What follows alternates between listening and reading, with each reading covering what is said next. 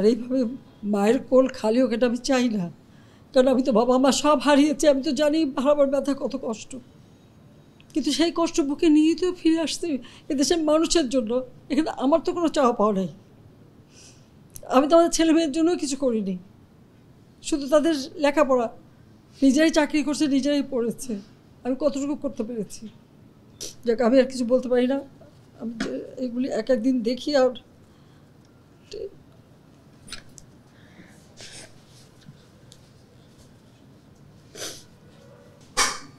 সমস্ত দাবি মেনে নেওয়ার পরেও তাদের আর সে শাটডাউন শেষ হয় না। কী কারণে আমি বুঝি না। আমরা তো সম্পূর্ণ দাবি মেনে নিয়েছি, একটা মানলে আর একটা, আর একটা মানলে আরও একটা। আর এর ফল আজকে জ্বালিয়ে পুড়ে সব একদিকে সরকার, আর আজকে কত মানুষ জীবন হারালো, কতগুলি মানুষ পঙ্গু হয়ে যাচ্ছে, কতগুলি মানুষ। এবং ঠিক এই 2001 সালে এইরকম তাণ্ডব বিএনপি জামাত জোট চালিয়েছিল। আওয়ামী লীগের প্রায় 21,000 নেতাকর্মী হত্যা করে, কত মানুষ গুলি খেয়ে তাদের ঘর বাড়ি হাত পা কেটে দেওয়া, চোখ তুলে দেওয়া, মেয়েদের রেপ করা, এই তাণ্ডব ছিল। আবার 2013 সালে অগ্নিসন্ত্রাস, 13, 14, 15 আগুন জ্বালানো, সব যে গাড়ির ভিতরে, বাসের ভিতরে মানুষ, সেখানেও আগুন জ্বালানো। 23 সালে সেখানেও সেই তাণ্ডব। আর প্রতিবারই পুলিশের উপরে আঘাত, পুলিশের হত্যা, মানুষ মেরে ঝুলিয়ে রাখা, পুলিশ মেরে ঝুলিয়ে রাখা, গাজীপুরে আমাদের কর্মী মেরে ঝুলিয়ে রাখা। এটা কী ধরনের রাজনীতি আমরা চাই না। যেখানে দাবি করেছে প্রত্যেক দাবি আমরা মেনে নিয়েছি। আর মামলা তো তাদের না, আমার করা প্রজ্ঞাপন হাইকোর্ট বাতিল করে দেয়।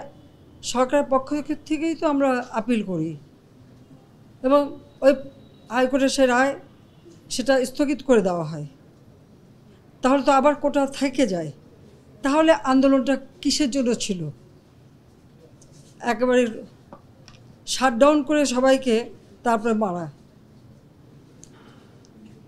যে সমস্ত ঘটনা ঘটেছে আর যেভাবে মানুষগুলি ক্ষতিগ্রস্ত হয়েছে, আর যারা মারা গেছে আমি তাদের আত্মার মাগফিরাত কামনা করি। আর যারা এখন আহত তাদের সকলের চিকিৎসা সুষ্ঠুভাবে হচ্ছে। আমি আমাদের ডাক্তার, নার্স বা কর্মচারী সকলকে আমি আন্তরিক ধন্যবাদ জানাচ্ছি যে তারা দিন রাত অক্লান্ত পরিশ্রম করেছেন। এবং আমাদের স্বাস্থ্য মন্ত্রণালয় থেকে মন্ত্রী, প্রতিমন্ত্রী সহ আমাদের সকলে বারবার এদের দেখে গেছে এবং যা যা লাগে করে দিচ্ছে। আজকে চিকিৎসার জন্য যা যা লাগবে আমরা করে দিচ্ছি।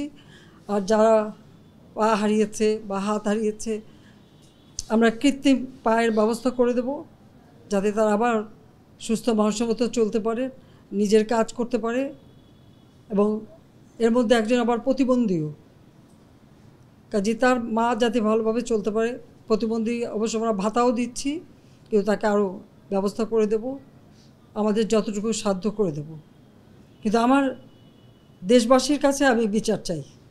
কি অপরাধটা কী করেছি যে এইভাবে, যেখানে আমি মানুষের ভাগ্য পরিবর্তনের কাজ করে যাচ্ছি, মানুষের জীবন মান উন্নয়ন করেছি।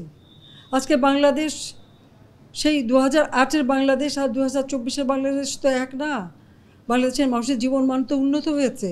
আমাদের অর্থনীতি আজকে কত কত উপরে উঠে গিয়েছিল, এবং এটা মনে হলো যে এটা আর কিছুই না।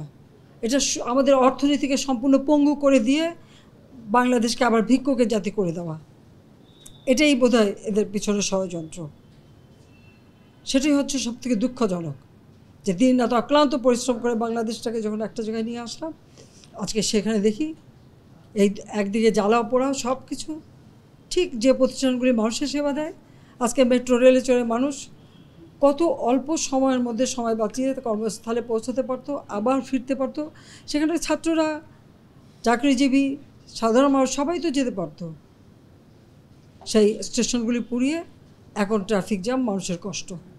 আমি তো কষ্ট লাঘব করেছি, কিন্তু যারা এইভাবে আগুন দিয়ে পুড়িয়ে মানুষের সে কষ্টে আবার ফেলে দিল, তাদের বিচার দেশের মানুষকেই করতে হবে। আমি খালি সকলের সহযোগিতা চাই। আর এইভাবে মায়ের কোল খালি হোক এটা আমি চাই না, কারণ আমি তো বাবা মা সব হারিয়েছি। আমি তো জানি হারাবার ব্যথা কত কষ্ট, কিন্তু সেই কষ্ট বুকে নিয়ে তো ফিরে আসতে এদেশের মানুষের জন্য। এখানে আমার তো কোনো চাওয়া পাওয়া নেই। আমি তো আমাদের ছেলে মেয়ের জন্যও কিছু করিনি, শুধু তাদের লেখাপড়া, নিজেরাই চাকরি করছে, নিজেরাই পড়েছে, আমি কতটুকু করতে পেরেছি। কিন্তু আমি দেশের মানুষের জন্য করেছি। আজকে অন্তত মানুষের ভাত কাপড়ের ব্যবস্থা, চিকিৎসার ব্যবস্থা, তাদের কাজের সংস্থা সবই তো করে দিচ্ছিলাম।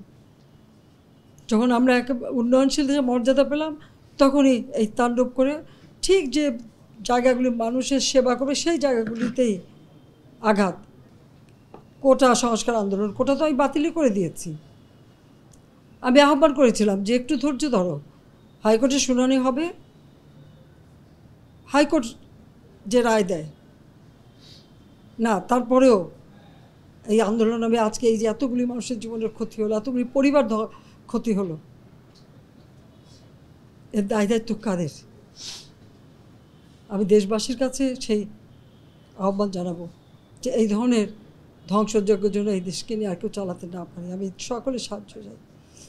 আর আমি চাই না এভাবে মায়ের কোল খালি হোক আর এভাবে মানুষ অসহায় হয়ে পড়ুক। এই হাসপাতালটাই তো আজকে আপনারা দেখেন কত সুন্দরভাবে করে দিয়েছি। কিছু নেই হাসপাতালে, একটা লিফটও ছিল না আমি যখন সরকারে আসি। আর সেই এই হাসপাতালও আমার আব্বা স্বাধীনতার পর জাতির পিতা বঙ্গবন্ধু শেখ মুজিবই করে দিয়েছিলেন। আমি সেটা উন্নতি করেছি বলেই তো আজকে চিকিৎসা দিতে পারছি, নইলে এত রোগীর চিকিৎসা দেওয়া কোনোদিন সম্ভব হতো না। তা আমার কি এটাই অপরাধ যে আমি মানুষের জীবন মান উন্নত করার জন্য কাজ করেছি আর সেই জায়গাগুলিকে হামলা করতে হবে? কোভিড-19-এর সময় যেখানে আমরা সবথেকে ভালোভাবে মানুষের চিকিৎসা দিতে পেরেছি, সেই কোভিড হাসপাতাল সেখানে আগুন দিয়েছে। এটা কী ধরনের খেলা?